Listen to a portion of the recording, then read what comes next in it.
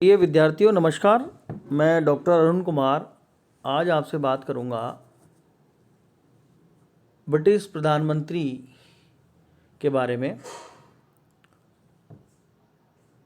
देखिए, ब्रिटेन की जो शासन प्रणाली है वह शासन प्रणाली संसदात्मक है और संसदात्मक शासन प्रणाली का एक विशिष्ट लक्षण होता है। वह लक्षण है कि इसमें कार्यपालिका के दो प्रमुख होते हैं, एक नाम मात्र का और दूसरा वास्तविक। इंग्लैंड में प्रधानमंत्री का पद वास्तविक कार्यपालिका के रूप में दिखाई देता है। हालांकि ब्रिटेन की शासन प्रणाली में प्रधानमंत्री का जो पद है वो किसी लिखित प्रलेख के माध्यम से स्थापित नहीं हुआ है। इसके बारे में हम ये कह सकते हैं कि यह जो पद है वह अनौपचारिक तथा विकसित पद है। जैसा कि हम जानते हैं कि ब्रिटेन की शासन प्रणाली का संचालन अधिकांश रूप से प्रथा और परंपराओं के माध्यम से होता है और ब्रिटेन में जो प्रधानमंत्री का पद है वह भी एक तरीके से एक प्रथा और एक संयोग के कारण प्रचलन में आया है।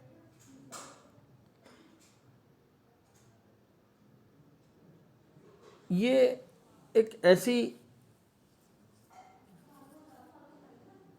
शासन प्रणाली है ब्रिटेन की जिसमें संस्थाओं का जो संचालन है वो अधिकांशतः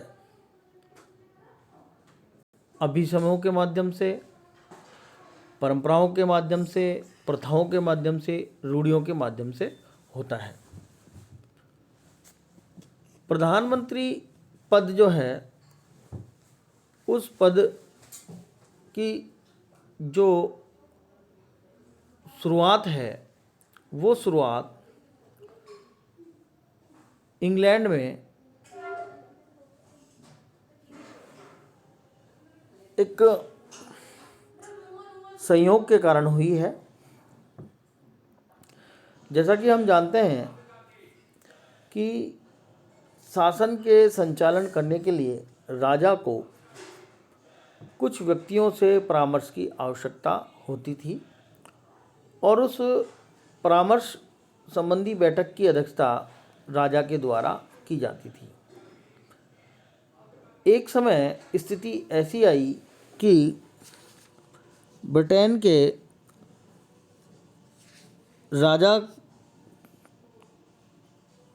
के पास अंग्रेजी भाषा का अनुभव नहीं था और इस अंग्रेजी भाषा के ज्ञान की कमी के कारण राजा ने अपने मंत्रिमंडल की बैठकों की अध्यक्षता करना छोड़ दिया और उन्होंने अपने एक प्रतिनिधि के रूप में जो है वो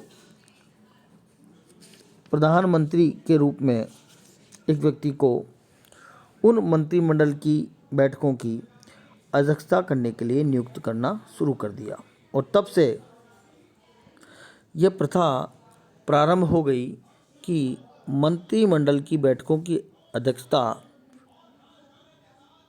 प्रधानमंत्री के द्वारा की जाएगी। रॉबर्ट वालपोल ब्रिटेन के प्रथम प्रधानमंत्री के रूप में जाने जाते हैं।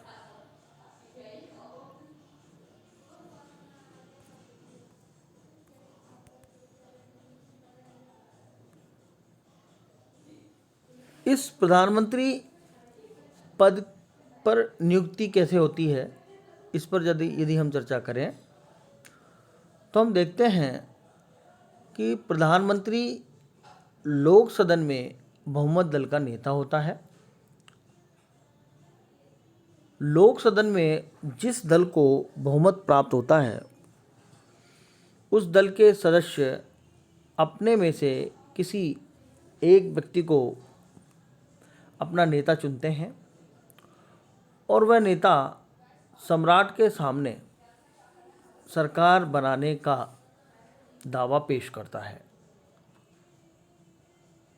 जब राजा ये सुनिश्चित कर ले कि उसके समक्ष जो व्यक्ति सरकार बनाने का दावा कर रहा है उसे लोक सदन में पूर्ण बहुमत है, तो राजा उसे सरकार बनाने के लिए आमंत्रण देता है। ये एक सामान्य परिस्थिति है, लेकिन कभी कभी कुछ अपवाद स्वरूप ऐसी स्थितियां पैदा हो जाती है जिसमें राजा अपने स्वविवेक के आधार पर प्रधानमंत्री की नियुक्ति करता है। इस संदर्भ में 1916 और 1931 के समय में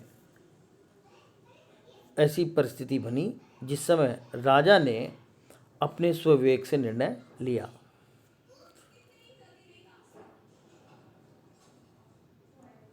प्रधानमंत्री के लिए लोक सदन का सदस्य होना आवश्यक है और उसके जो मंत्रिमंडल के सदस्य होते हैं वह लोक सदन व राज्यसभा से ले सकता है। ब्रिटेन में यह परंपरा रही है कि 1902 के बाद कोई भी राज्यसभा का व्यक्ति प्रधानमंत्री पद पर नियुक्त नहीं हो पाया है। तो अब ये स्थिति बन गई है कि प्रधानमंत्री जो होगा वो लोक सदन का उसको सदस्य बनना ही पड़ेगा। देखिए, मंत्रिमंडल में प्रधानमंत्री की जो स्थिति है उस स्थिति को इस चित्र के माध्यम से स्पष्ट किया गया है। प्रधानमंत्री, उसके इर्द गिर्द आंतरिक मंत्रिमंडल, उसके इर्द गिर्द मंत्रिमंडल और उसके इर्द गिर्द मंत्रिपरिषद होती है। तो इस तरीके से प्रधानमंत्री जो है वह कार्य करता है। प्रधानमंत्री के क्या कार्य होंगे और उसकी क्या शक्तियां होंगी, इस डायग्राम के माध्यम से हम समझ सकते हैं। प्रधानमंत्री के प्रमुख कार्यों में मंत्रिमंडल संबंधी कार्य हो सकते हैं, सम्राट संबंधी कार्य हो सकते हैं, लोक सदन संबंधी कार्य हो सकते हैं और शासन संबंधी कार्य हो सकते हैं। जहाँ तक मंत्रिमंडल संबंधी कार्यों की हम बात करें तो उसको हम 4 भागों में विभाजित कर सकते हैं। मंत्रिमंडल का निर्माण, मंत्रिमंडल का कार्य संचालन, मंत्रिमंडल की अध्यक्षता व मंत्रिमंडल का अंत। देखते हैं, मंत्रिमंडल के निर्माण में प्रधानमंत्री पूरी तरीके से स्वतंत्र होता है।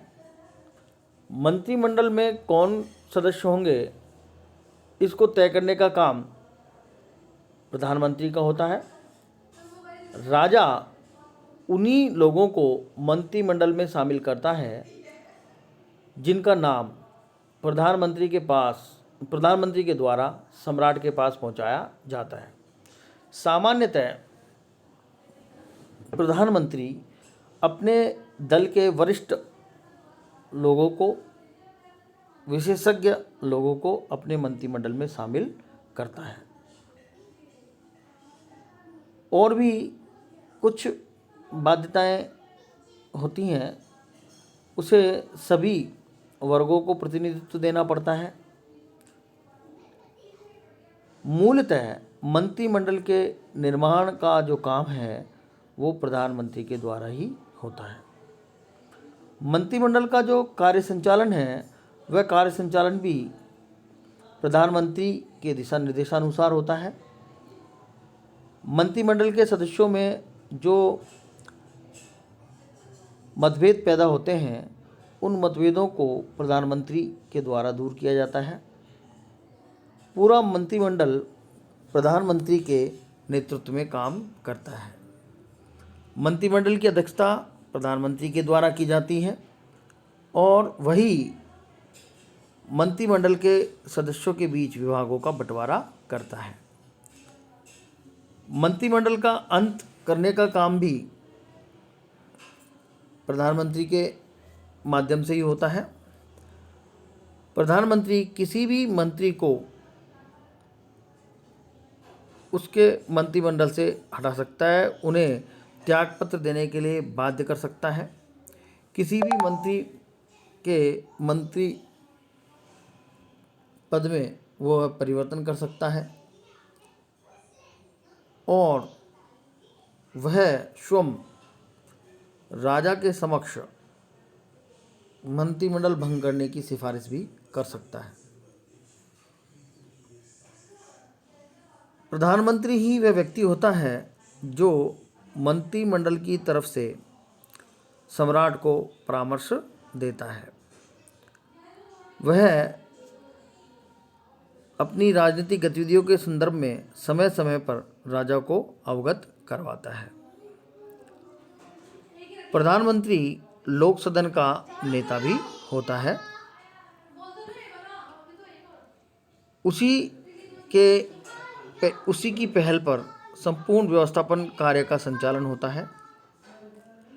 संसद के अंदर व संसद के बाहर प्रधानमंत्री घोषणा करता है और उसे ही लोक सदन को भंग करने अथवा उसका पुनर्निर्वाचन करने का अधिकार है। प्रधानमंत्री ही शासन का संचालन करता है। शासन प्रमुख के सभी अधिकारों का प्रयोग प्रधानमंत्री के द्वारा किया जाता है। वह शासन का मुखिया होता है। सभी विभागों की देखरेख उसके द्वारा की जाती है। प्रधानमंत्री ही राष्ट्र का प्रतिनिधि होता है।